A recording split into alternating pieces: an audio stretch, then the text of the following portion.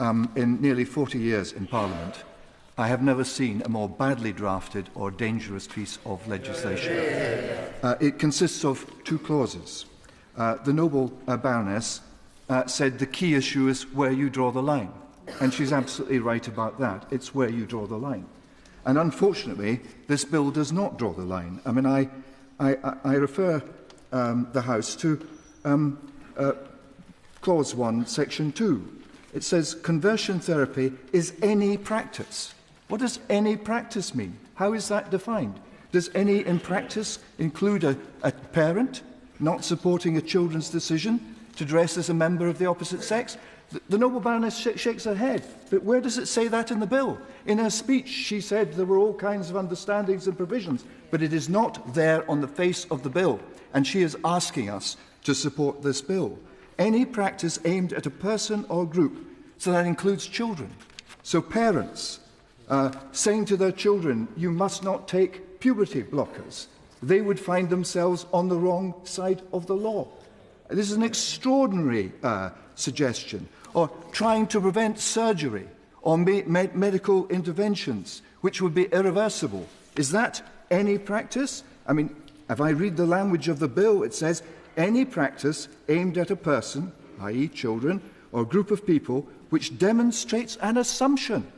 Demonstrates an assumption. Are we now going to criminalise people for thinking things? Because that's what demonstrates an assumption means, that any sexual orientation or gender identity is inherently preferable to another and which was intended for the purpose of attempting to change a person's sexual orientation or gender identity. And what exactly is gender identity? That is not included in the bill. I notice that the Scottish Government currently has a consultation document out in which they attempt to define gender identity, and it is an individual's personal sense of being or belonging to a particular gender or genders, or of not having a gender. That is a definition.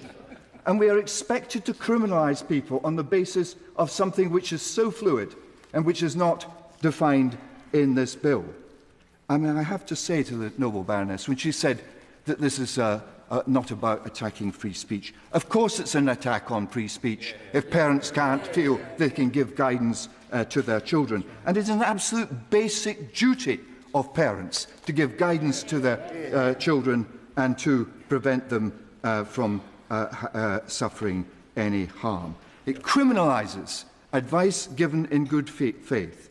Now, I notice that the bill also applies to Scotland. Now, the Scottish Government have got a consultation document out at the moment. The penalty for telling your child not to take puberty blockers or whatever is a fine at level not exceeding level 5. That is an unlimited fine. I suppose we should be grateful for that, because in Scotland they're proposing 7 years in prison. The world has gone mad.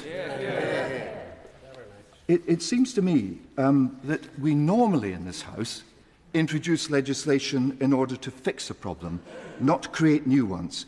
And this undermines the family, attacks free speech, freedom of thought, and even religious belief. It is a dangerous, crude piece of legislation in a hugely complex and controversial area which is not suited to private legislation. It is all the characteristics of something written on the back of a beer mat after an unruly discussion in a pub. I very much oppose it. And if we were able, I know we have a convention in this House that we don't vote against second readings, but if we were to have a divide on it, I would certainly kill it now, for it is a dangerous thing which brings great discredit, I believe, on this House and Parliament as a whole. Yeah.